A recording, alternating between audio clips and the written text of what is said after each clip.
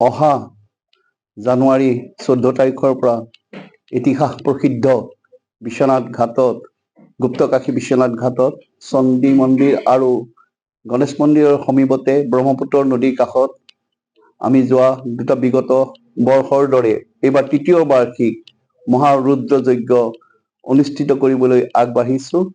এই যজ্ঞভাগ অহা 14 তাৰিখৰ পৰা আৰম্ভ হ'ব। কাৰ্যসূচী মতে 14 তাৰিখে আমাৰ যি আছে নন্দীমুখী শ্ৰাদ্ধ হ'ব।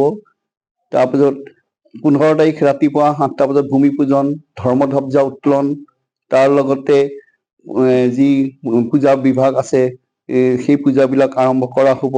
ঠিক তেনেদৰে 16 তাৰিখেও শিৱলিংগ প্ৰতিষ্ঠা, ৰুদ্ৰ অভিষেক, প্ৰসাদ বিতৰণ, যজ্ঞ আৰম্ভ, এইদৰে তিনিটা দিনেই এনেধৰণে এই পূজাভাগ আমাৰ চলি থাকিব। আৰু সন্ধিয়া সময়ত যি আৰতি আমি এটা ৰাখিছো, প্ৰতি বছৰে আৰতি হয়।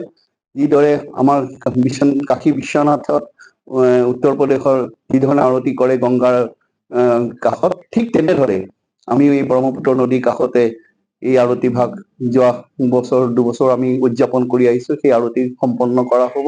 গতিকে এই মহাৰুদ্ৰ যজ্ঞ ভাগ গুপ্তকাশী বিশ্বনাথ ঘাটত প্ৰয়োজন বুলি মই ভাবো, কাৰণ আজি হাজাৰ হাজাৰ বছৰ আগতে এই কাশী অনুষ্ঠিত কৰিছিলে বান ৰজাই, কিন্তু সম্পূৰ্ণ নোহোৱাৰ কাৰণে ইয়াক গুপ্তকাশী বুলি অভিহিত হ'ল। কিন্তু এতিয়াও তাত আমাৰ যি বাবা ভোলানাথৰ শক্তি যে আছে সেই কথা সকলোৱে অনুমান কৰে। আৰু আটাইতকৈ আদৰণীয় কথা যে ব্ৰহ্মপুত্ৰ বুঢ়ালৈত কাষেদি বৈ গৈছে, লগতে বুঢ়া গংগাও আহিবই মিলন হৈছে। গতিকে এনে স্থানতে আমি এই যজ্ঞভাগ যোৱা 2 বছৰ বৰ সাফল্যভাৱে কৰিবলৈ সমৰ্থ হৈছিল, আৰু বহুত ভক্তগণৰ, বহুত সনাতন ধৰ্মী লোকৰ আগমন ঘটিছিল আৰু সকলোৱে প্ৰশংসাও কৰিছিলে। গতিকে এইবাৰ আমাৰ তৃতীয় বাৰ্ষিক। সেই আপোনালোকৰ জৰিয়তে, আপোনালোকৰ মাধ্যমৰ জৰিয়তে অসমবাসী সকলো ৰাইজক মই নিমন্ত্ৰণ জনাইছো যাতে যজ্ঞ ভাগত আহি উপস্থিত হওক, আমাৰ সহায় সহযোগিতা আগবঢ়াওক। ইয়াৰ লগতে পৰ্যটনৰ দৃষ্টিকোণৰেও বিশ্বনাথ ঘাটক সকলোৱে যাতে আগুৱাই লৈ যাওক। গতিকে আহি সকলোৱে এই স্থান পৰিভ্ৰমণ কৰক, ইয়াৰ প্ৰাকৃতিক মনোৰম পৰিৱেশ উপভোগ কৰক। লগতে ইয়াত আমাৰ যি 27টা দেৱ দেৱালয় আছে, 27খন, গতিকে সেই দেৱ দেৱালয়বিলাকে তেওঁলোকে যদি পৰিভ্ৰমণ কৰে, বিশ্বনাথ ঘাটত চাবলগীয়া বহুখিনি ইয়াতে ইতিহাস প্ৰসিদ্ধ বস্তু।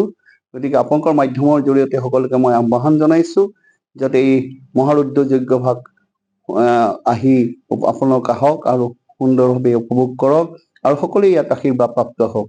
এইখিনি মোৰ বক্তব্য আপোনালোকৰ লগত ৰাখিছো।